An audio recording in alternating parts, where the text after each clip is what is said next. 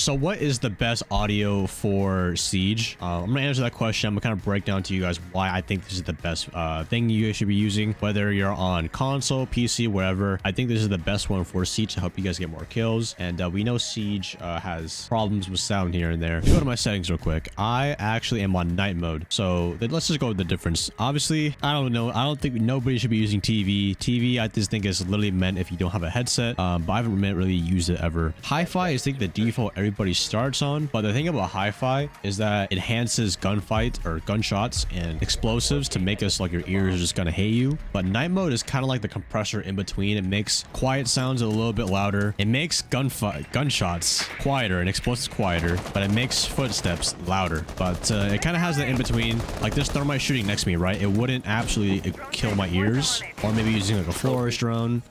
But being able to hear footsteps and all that a little bit easier to hear. But I would heavily recommend night mode. I think night mode is best for like earphone or headphone users, because we all know how annoying it can be to not hear enemies walking up on you. And you also might be like thinking, why does sound better in some streams? Not because they might be using night mode as well. But like Siege is definitely a game you should play with headphones. You know, I understand some people might, you know, come home from work, they're just playing Siege just to kick back and relax. I totally understand it. But if you ever feel like you're missing out on sound and it's kind of messing you over, then using headphones is definitely a big thing rather than just using your TV audio.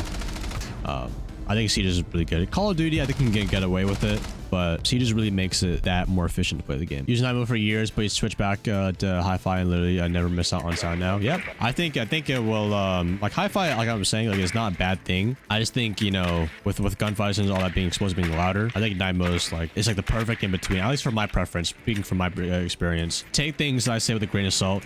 Like you know, I'm sure a lot of people that use hi-fi and are perfectly fine, which is great. Stick it like that. But mostly for people who feel like, you know, their sound is a little bit off, I think night mode is definitely a great thing to experiment with. I've never played Tarkov before, but I hear a lot, like my cousins play it. My other teammates that used to play Siege with me play it.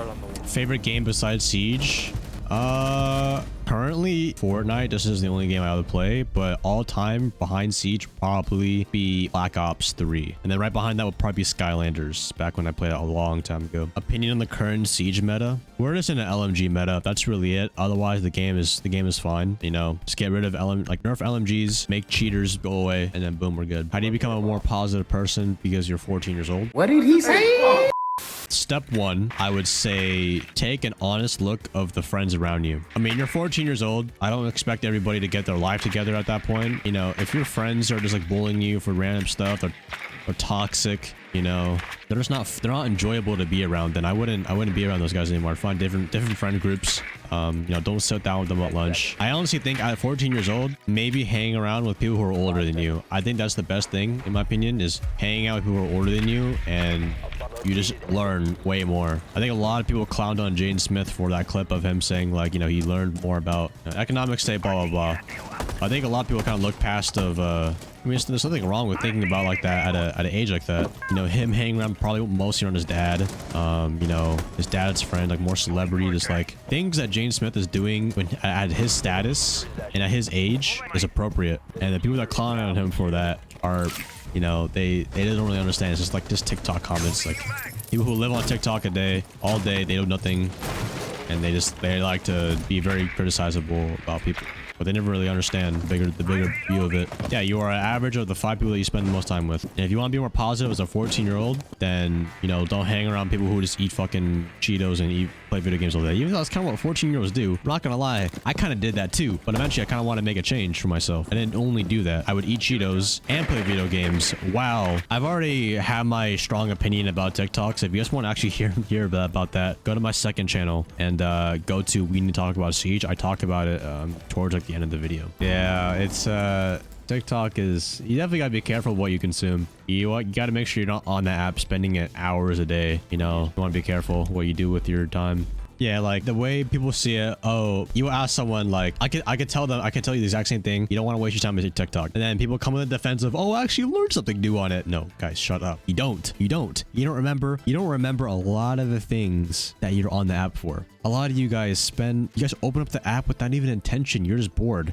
You're just trying to kill time, so you go on the app. and you just end up looking at questionable stuff. And another thing is like, you would think you're learning stuff, but actually it's just random interesting hooks that keep you interested in like a few seconds, and then you scroll into the next one. It's a repeated cycle. I can honestly say, if you think about it in words, your attention span, let's say the average attention span right now nowadays is like 10 seconds. If nothing happens in 10 seconds, you're bored, you're going to go do something else. On TikTok, you open up the app, all right, 10-second video plays, okay, I'm bored, I'm swiping, oh, I'm interested again, another 10 seconds, oh, I'm bored, swipe again, I'm 10 seconds, is it, you know, it just kills your dopamine, it kills it. Then, when someone's like, hey, yo, come to the gym with me, or maybe like, hey, yo, you should lose weight. That takes like weeks to months to do. Think people are gonna want to stick to it? Oh, maybe they'll stay motivated for like, they'll stay motivated for a little bit, but it's the discipline. I mean, Cabdi, I mean, the hard truth is a lot of you guys are like just looking at these girls with such like revealing stuff, which is terrible. I mean, it's just these girls that get, they know it gets a lot of likes, and they target little people like you, and then you watch it and you like it and you do, you know, it's just the hard truth is it's literally just softcore porn, guys. That's what TikTok is, and Instagram and all like these social media apps, bro. It's just softcore stuff like this, bro. It's terrible. It's bad for you and bad for your brain and bad for productivity, bro. Productivity, I can't speak.